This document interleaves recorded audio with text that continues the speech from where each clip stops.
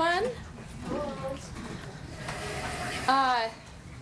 To the annual Words with Wings poetry reading. We're so delighted to see everybody here. The Words with Wings reading, or the Goldfish and Gummy Bears reading, I think it's also becoming known as. Anyway, we're so delighted to see everybody here, and we're handing out anthologies to everyone. We love to have the kids come up and read, and then we also like just to then afterwards just open it up and have people read from the audience poems that catch their eye and attention. I just wanted to thank everybody for coming, and thank you for bringing your kids to our camp. We had a spectacular camp this year. We had, I think, about 80 campers, and we had a great, they took field trips to everywhere, and Cheryl will talk a little more about that, but we had a great high school camp. This year, we're looking forward to a terrific year in the schools. We're in 25 schools. I just did this for a grant, so these numbers are fresh in my head. We're in 25 schools. We're in 85 classrooms. And the other thing I'm really excited about this year is we are, and we're in 5 schools up on the reservation. We got a NEA Our Town grant to do a children's poetry map with all the Missoula public schools. So we're taking 4th grade place poems. We're taking 500 4th grade place poems, and we're working with Ken Wall and Map Maker, and we're doing a digital poetry map that's going to go into the present library and then eventually into the new public library. So you will look on this map of Missoula, and you can press a place like the M or the river or a park or any place, and a kid's poem will come up about that place. So it should be really exciting. I'm really excited about it. So anyway, that's what's going on. And Cheryl will talk about the camp, and just enjoy. Thank you. Thanks, Carolyn. Hi, welcome. This is always so much fun. There's not a whole bunch of kids, but I know how busy kids are nowadays. They've got school, and they've got jobs, and they've got volunteer work, so we're very happy for the ones that are here. So we met in the mornings at the university, and we gave them prompts and read them poems, and then we took them places. You know, the campus has fabulous stuff, so we took them all over and gave them writing prompts according to the area. We took them into the Mansfield Library, and there's a place called the Poets Room, and I had 5 books in there. And so we got to go and look at all the poems, and I got to show them my books, and we fell in love with each other. It's an atmosphere of freedom and egging people on to be their wildest selves imaginable. And we have a few student readers, but we've handed out these anthologies if you would like to find a poem and share it. If you don't, that guy called Clutch, he's going to tackle you at the door, and his backup is Tom. Those guys do not play around. They're expensive, but you're worth it. So I'm going to start by reading someone's poem myself. Oh, Cheryl, do you want to mention about these anthologies? Oh, yes, thank you. Sorry, No, you're my sober mind. oh well, that's really scary. What a crossed bear. The printer made them half the size they should be. We are going to take them back and make them big. We asked 9 by 11, and this is like 2 by 3. So you could keep it if you want, but we'll send them. You're going to get the real good big ones. Okay, anything else on? That's it. Great. Sorry. Okay, are there any dental professionals here? Are there? Great, okay. This is a poem from summer camp by Juliet Gellin, the dentist, inspired by James Todd. We take him to museums too. So we took him to the art museums on the university Malloy Gallery, and we had them write ekphrastic poetry, which means even if it's very abstract, impressionist, no matter what kind of art it is, they put themselves into it, they finish the story, they start a new one, they explain it. Kids get really mad at impressionism because they say it doesn't make sense. So we explore, why do you need things to make sense? How about just as a feeling? Okay, so Juliet wrote this one, The Dentist. 4 teeth are getting pulled today. I might as well run away. But it's too late. What a shame. And I have only the dentist to blame. I'm in the waiting room sitting still. Everything on me is getting a chill. The scary dentist is calling me. It's worse than being stung by a billion bees. Now I'm lying in the chair and I'm running out of air. My whole life is over. I wish I had a 4-leaf clover. The laughing gas is coming in my direction. I tried, but I'm too mortified to get a rejection. The dentist has a smirk on his face. Don't worry, there won't be any pain, not a trace. And now I can't make a peep because I'm falling into a deep, deep sleep.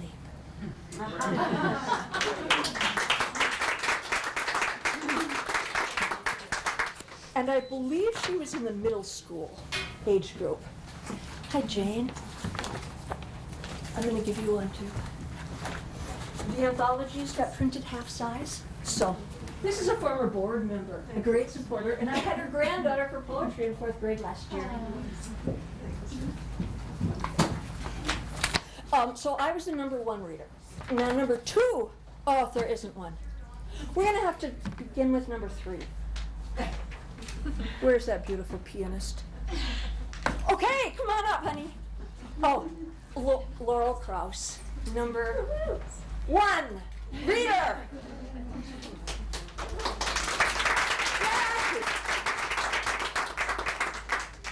Loud. My poems are Ode to My Piano and Wildfire. My piano. Like a raging river, your soft tune flows with ease.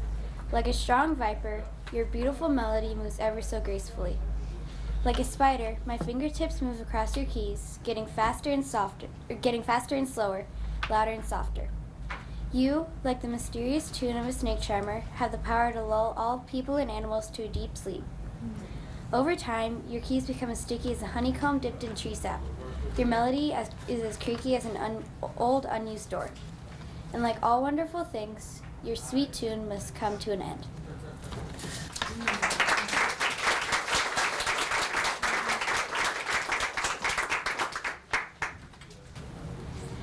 As you grow bigger and bigger, your flame will spread, burning everything in your path, destroying trees, homes, and habitats. As smoke jumpers and firemen attempt to tame you, like a lion, you still roar proudly.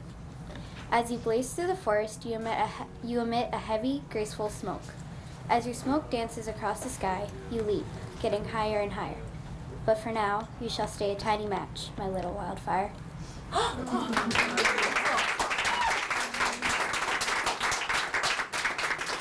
Thank you. And now, the real #1, Leah Walworth. You read it?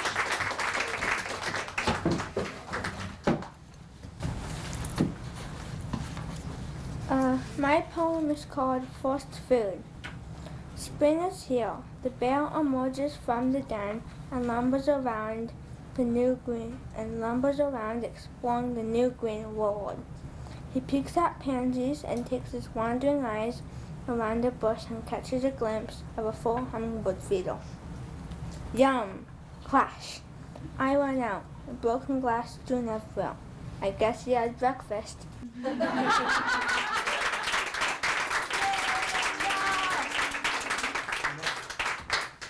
Leah, if you find another one of yours in the anthology, you could read again. All right, and now in the long tradition of a certain family, we have Jane Kalina.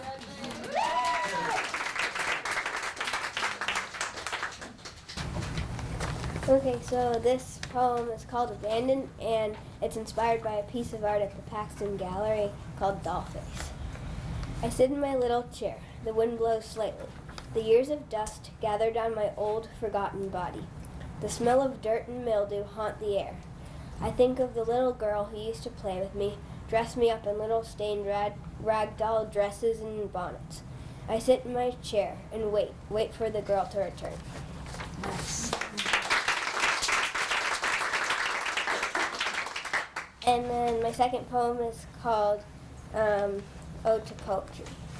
Poetry lives in your soul, in your heart, your imagination. It flows from your head to your toes in a ghost-like fashion. Poetry has a way of filling you up with a warm, bubbly substance, then spilling out of your pencil and onto the page. It creates music and life, so that is why I write this ode, an ode to poetry.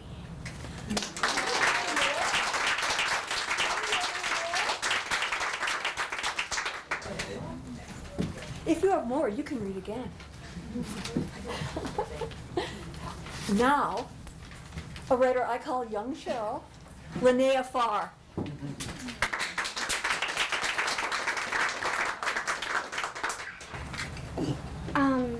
My poem is called Beyond.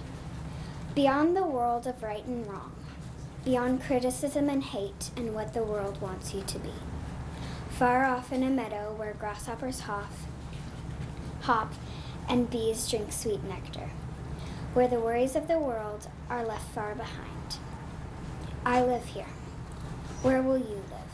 Here in this world of love, or lost in hate forever?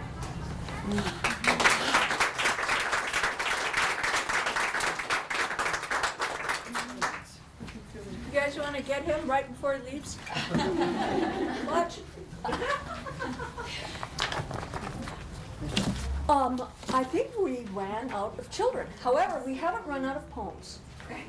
So try and have the courage of your children. You know the thing most. Come on up, Becky Musbacher! The librarian extraordinaire. So, I can't see those. I do have prescription sunglasses. I'm going to wear them. Or I could lend you mine too. I'll wear these because I can see them, but it's going to look funny. And no, it's gonna look like a beatnik. Cool. Yeah, get up on there. I want to read this poem because I'm a librarian, and this was written by a girl who hangs out in the library all the time. And I wish she were here. It's Sophia Weiss, one of my regulars. I'll tell her tomorrow that I read this. Oh, she'll love that. It's called Easy to Find. Do not go outside if you wish to find me. I'm usually in a dim room where there's wall-to-wall books in line. Some place where I come to be isolated, a place of simple color and a cool breeze. If you haven't found me yet, you can look to a building of vast variety, a building filled with creativity and art. Acrylic paints and a canvas awaits, a place where there are others looking for inspiration of the finest. You can find me sitting in front of that canvas with paintbrushes grasped in my hand. If I don't sit there, you can find me where there was no one but me, sitting at a desk in a school library, reading any kind of poetry to come to mind, or possibly sketching a picture that sits in the deep depths of my brain. Yes, there are very few places to find me, but 1 out of 3 times will be the local library, or maybe a more private space like the school library, or possibly a not-so-quiet place filled with art and creation of all kinds for the eyes to see.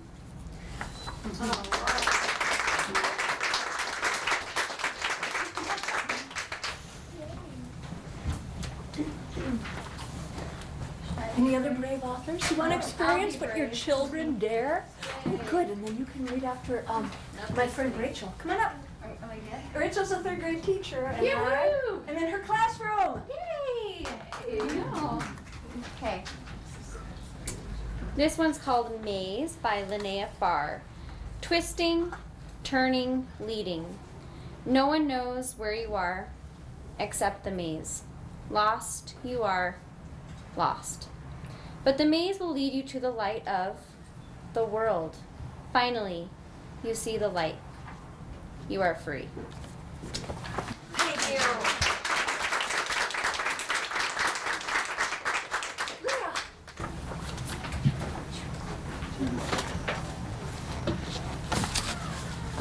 I'm gonna read a poem called Patriot Parade. A band marches through the streets, tooting on horns and beating on drums. They pass through a lot of different cities and come to a halt at a lonely ghost town. There, they rip off their masks and become the lonely souls of the ghost town.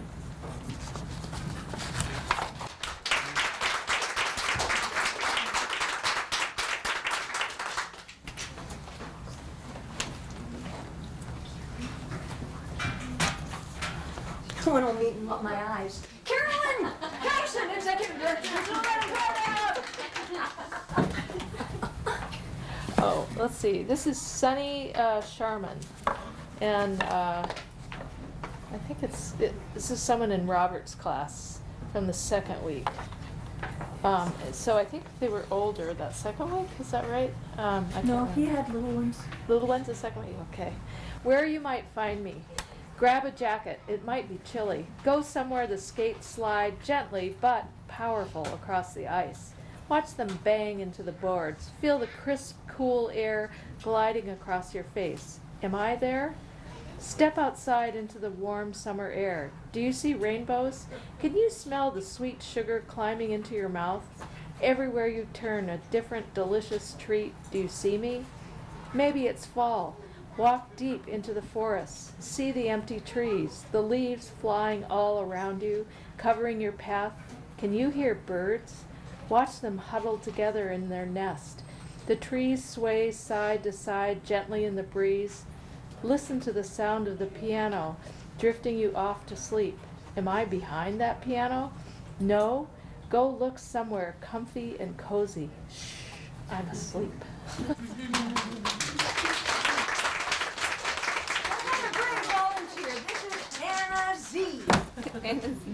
I'm going to read Hey World by Aura Lindauer. Hey World, you should know that I cannot stand it when people are like, you're good at basketball, I mean, for a girl. Hey World, I am not going to stand for the racist crap out there. I will fight back and I am going to win. Oh yeah, world, don't try to tell me there's nothing I can do. I can always do something. Hey world, I'm not obnoxious, I'm just expressing my opinion. Hey world, I am not nerdy because I wear glasses. And world, just because I'm an athlete doesn't mean I can't be smart as well. Hey world, I believe in rights for everyone, no matter their race or beliefs.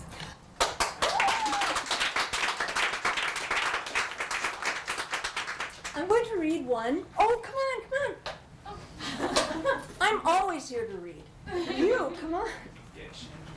Clap her up. That's fine, girl. This one was written by Sydney Young. Echoes of Rain. Rain beating on the concrete like drums around the fireplace on a frigid cold night. Rain beating on the concrete in a ghostly silent town, building as delicate as if they were made from origami. Rain beating on the concrete as the sun fell below the mountains, casting an array of colors in the sky.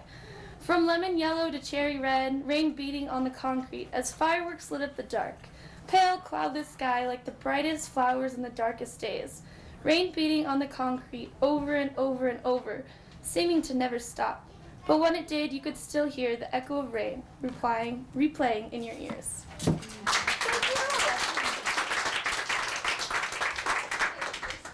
Do we have? Yes! Awesome. Clap him up.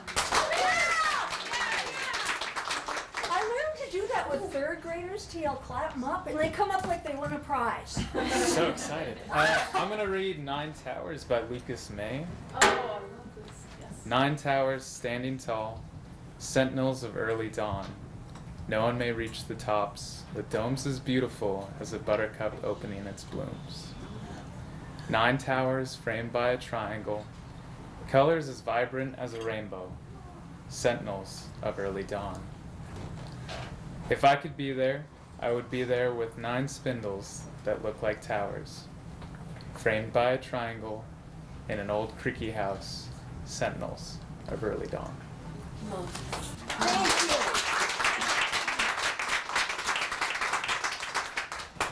I'm going to read one written to a photograph.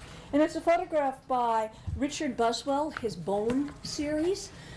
Okay. Spine and ribs, cow's mandible, cow's pelvis. A bone has white color, tinted with yellow and a brown rot. A bone once covering a precious organ now sits as an art form to be photographed, along with its spine, mandible, and pelvis, to be completed by the skull.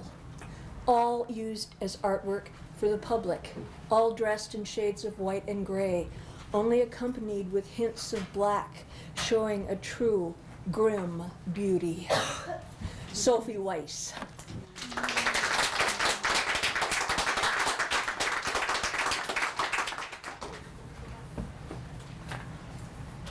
Thanks, Karen. From your chair if you don't want to come up. Yeah, or you can hide in there and yell.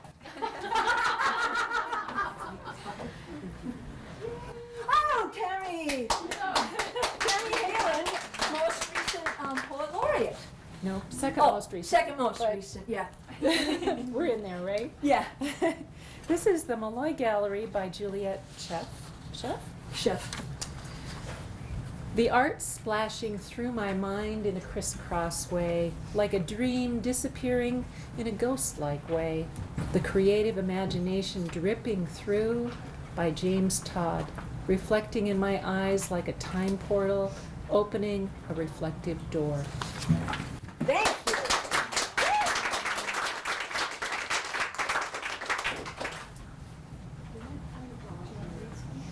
Do you want to read a poem? She said sure. She has a sore throat. We just keep putting it out there, but I think she'll go for it. We'll give you gummy bears Gummy bears and cheddar juice. cheddar fish, juice box. Yay! What a nice surprise you are. There's say your name and your, have you found it? Want to stand on this? You feel safe? Yeah? My name is Sonia, and I'm going to be reading Ode to Lulu. Lulu, a never-stopping jumping bean, a furball made for herding cows, a loyal friend, a warm, fluffy pillow, as soft as goose down, as warm as a hearth in winter. You're a puppy ready for action, a chicken chaser, a pup scared of chimneys. You, little Lulu, are the thunderstorm of our household. Back legs like rockets pushing you up cliff faces in Utah. Small paws not big enough to keep you on top of Wyoming snow. Too good at hearing to cope with the streets of Seattle. A little too small to face a cat. Lulu Ryu, you have one ear too big for your own good, though you're great just the same. Beautiful. Yay! Will you read another? As long as you're up here. You know, why waste the steps?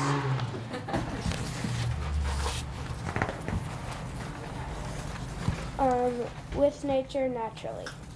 Step outside onto an old cracked porch. Wind whistles through the tall grasses. Sprint across the mountain meadow lying before you. Disappear into the tall trees standing tall before you. Don't call, be quiet. Listen for the chirping birds of the blue sky. Feel the cool air brushing off the small stream surface. Now do you see me sitting on the small wooden bridge overseeing the water? No, look up into the towering trees. See me standing, knees scuffed and bruised, observing silently as a bear nudges her cub to the water. If you don't see me there, travel to the mountain looming over you. Hike, climb, smell the pine trees guarding the summit. Now you see me, a silhouette against the setting sun. My dog runs beside me as I sprint to my fort among trees. Beautiful. Thank you so much. Thank you. You keep that. It's too small. We'll send you a big one. One thing I love, besides these little tiny fingers pushing a pencil to make an N or a B, and the other thing is the seriousness and the dignity with which children present their writing. So thank you. This has been such a great night. It's like I had a party or something. Any last chance? Okay. Thank you. Yeah, gummy bears, cheddar fish, juice box.